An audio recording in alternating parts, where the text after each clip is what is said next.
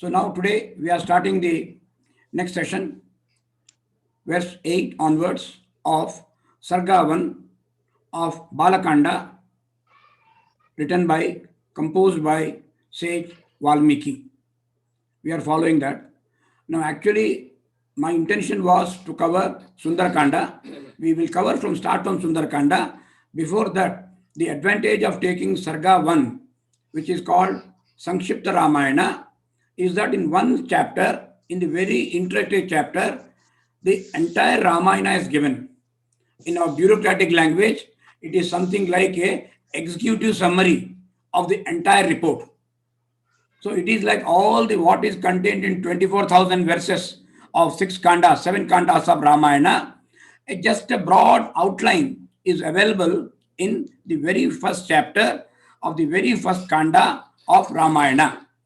Incidentally, it has exactly 100 verses.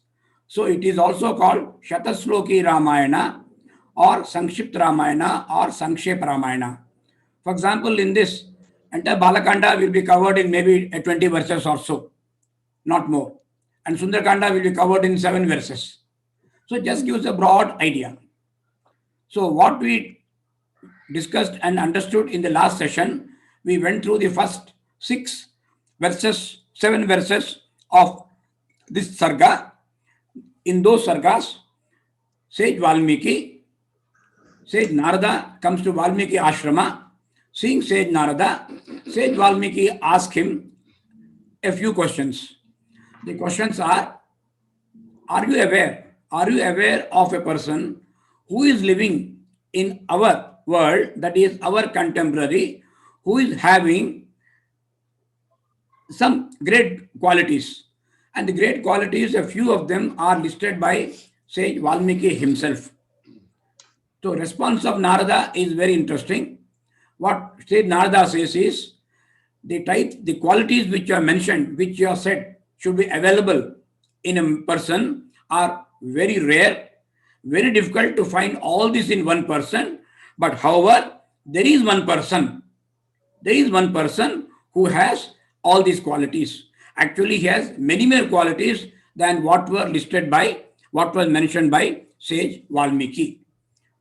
So now he talks of that personality, which actually is Lord Rama, and all those qualities which were mentioned by Valmiki or which were not mentioned by Valmiki, all these are covered in these verses from 8 to 19.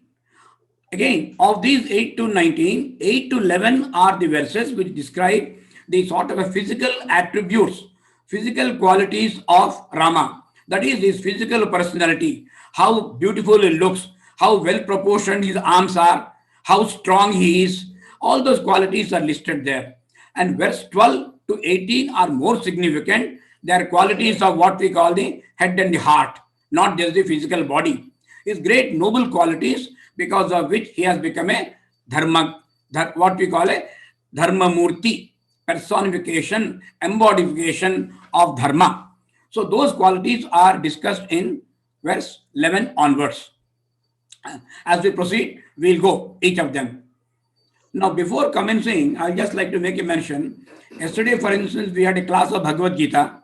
Today, we are having, say, Ramayana. I mean, you may find this may be a sort of a duplication, or it may be something a totally different subject. So I would like to just make a broad mention that in our culture, actually we have Upanishads, the Vedas, the Vedangas.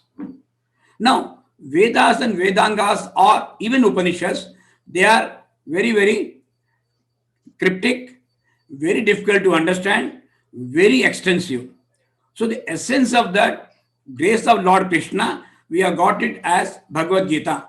Bhagavad Gita, as we say, is the essence of the scriptures. But even there, in those scriptures, the great qualities, requirements, gunas, duties, privileges, all those are discussed. But it is not discussed with reference to any particular person.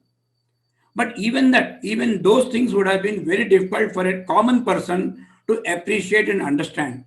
So our ancestors did not want to confine it only to these scholars, did not want to confine to only a particular level who are experts in Sanskrit. They wanted to bring it down to the common person, what you call a layman, not a pandit, but what you call a pamara, average person. They wanted to bring it to his level. So the same principles, same dharma sutras, same great noble qualities, requirements, or moksha marga, those things have been given in the form of stories. We call them Purana or we call them Itihasa. So, as we know, Ramayana and Mahabharata are two Itihasas. They are the story woven around Rama and his personality and all the events which took place in his lifetime. But through the medium of Rama, Sita, and other noble personalities in Ramayana, the same principles are conveyed to us.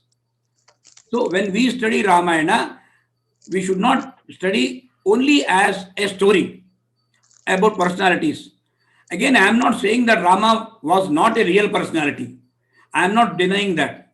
Rama is definitely a real personality who did exist in Indian context. We are not disputing that.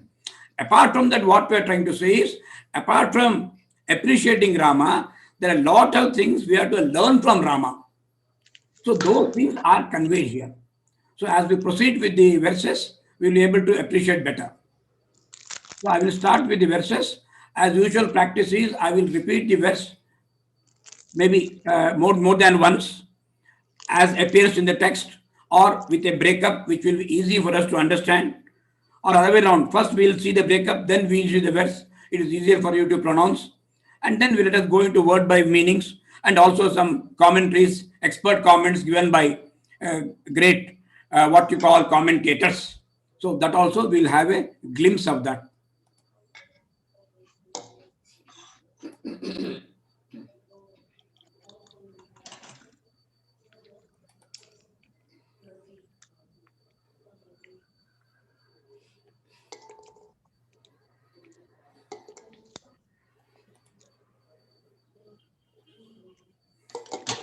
This is, I hope you are all of you able to see clearly and hear the audio also. I mean, my audio. Start with verse 8. I'm reading the one which is appearing in red.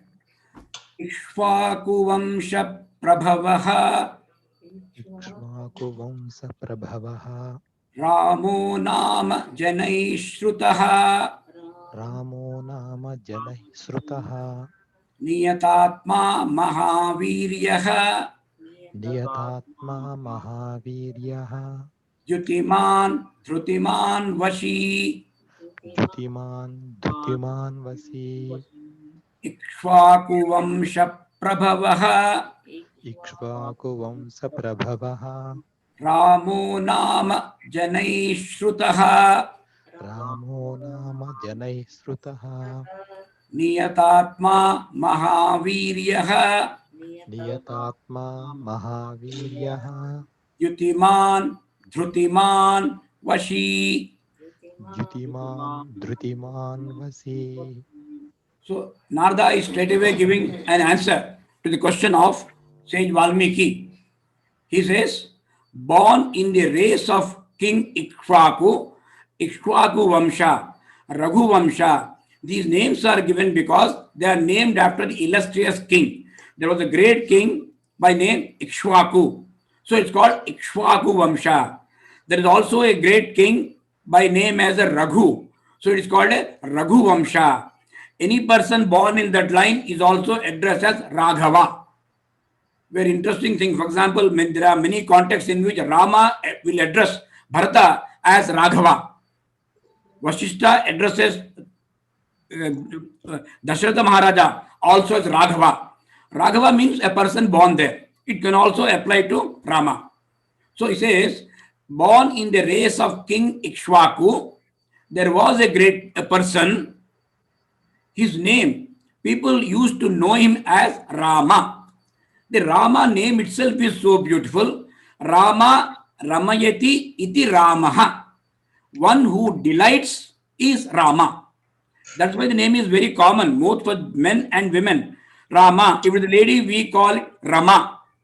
Or we say Rama. Rama for a man. Rama, one of the ladies is actually sitting there, a participant. Her name is Rama. See, Rama or Rama, it means, Rama also means Lakshmi is referred to as Rama. Rama. Here it is Rama.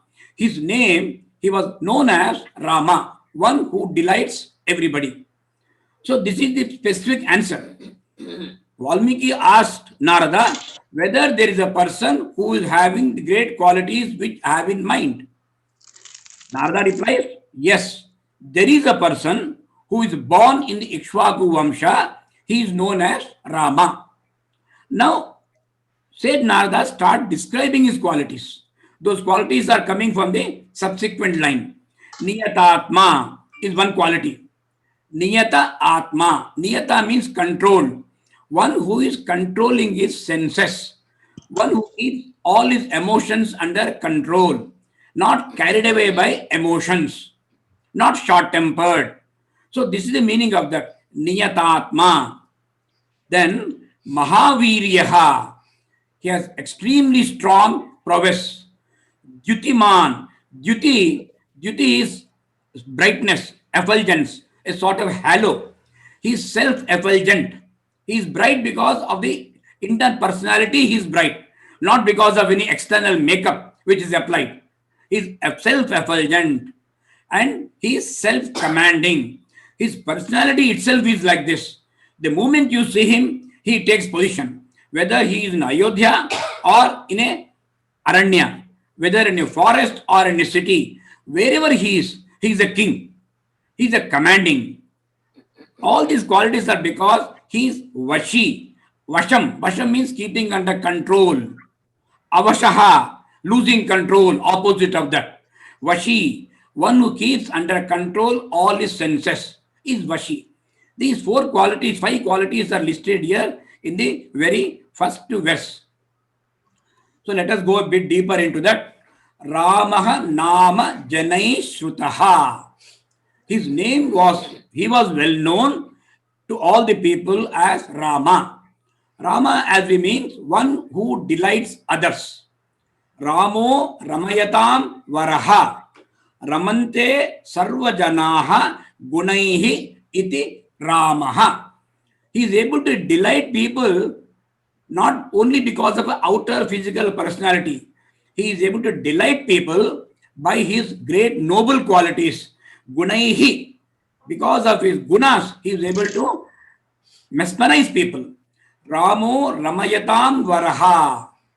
Janaihi Shrutaha.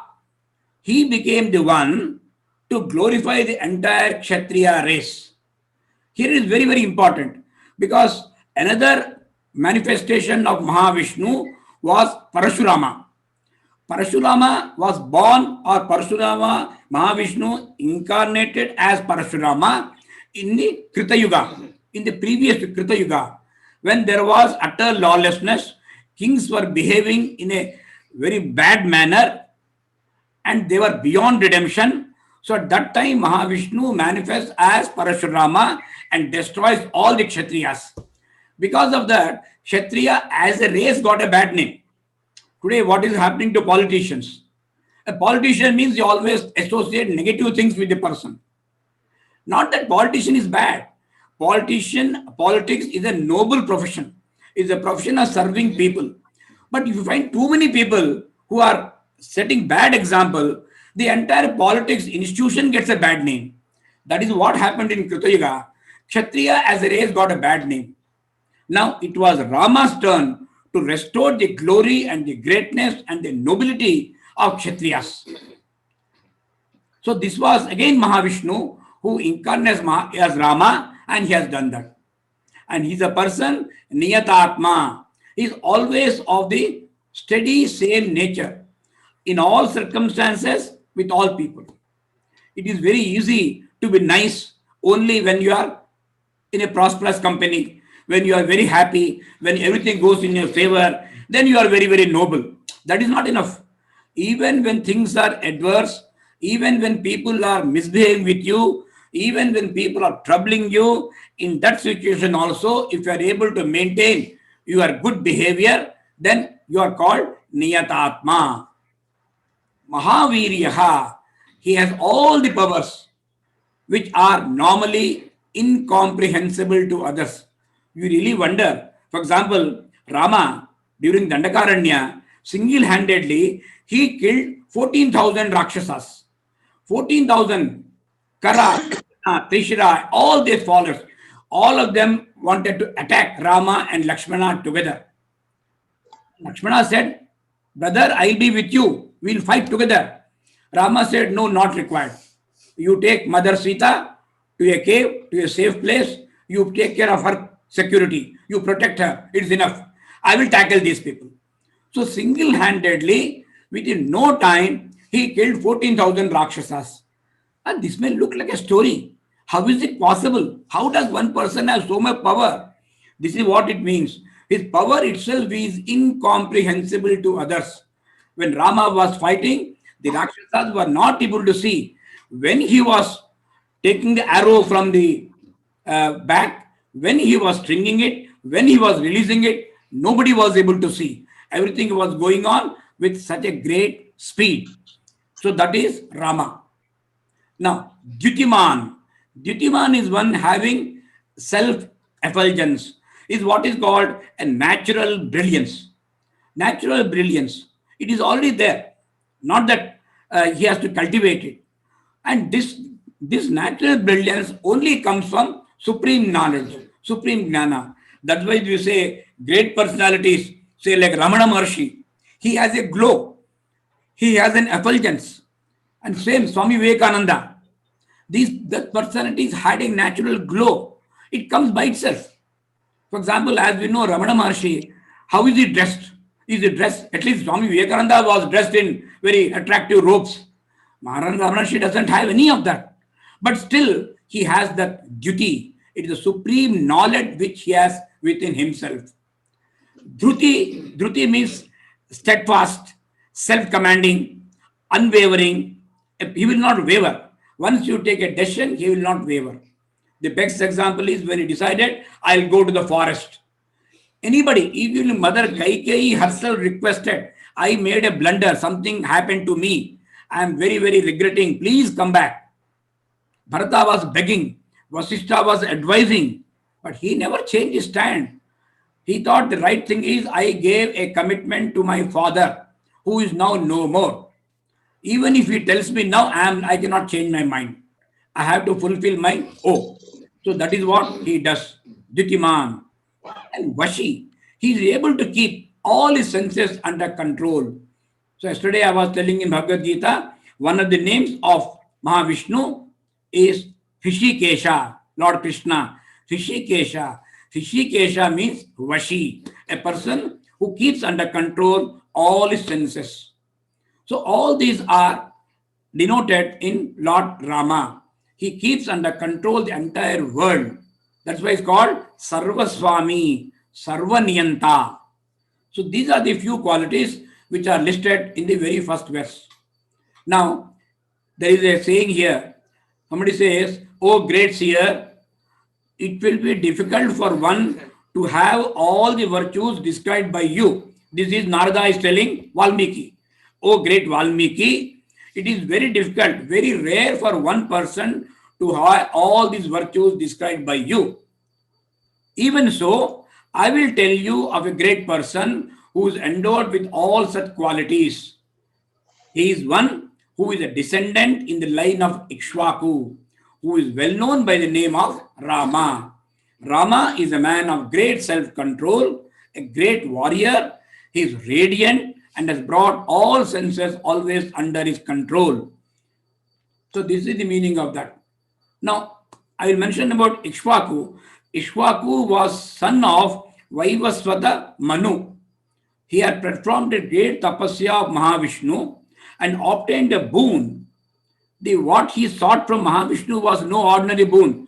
When Mahavishnu said, "I am pleased with you, what boon you want?" He said, "I want you to be born in my Vamsha. I want you to be born in my own family. Maybe may not be as my son or a grandson, but somewhere down the line, you must be born." So to fulfill this boon which Mahavishnu had given, circumstances built up and the purpose of Ravana, Samhara, Ravana Vadha was there. So when all the gods goddesses prayed to Mahavishnu to somehow rid the world of Ravana. At that time, Mahavishnu said, okay, anyway, I have given a commitment to Ikshvaku. In that family, today present the ruler is Dasharatha. I will be born as son of Dasharatha. So this is what he has done. So this has been done to uphold dharma. And this happens frequently. Yada yada hi dharmasya glanir bharata abhyuttanam adharmasya tadatmanam sujamyaham. This is what is Krishna has told in Bhagavad Gita.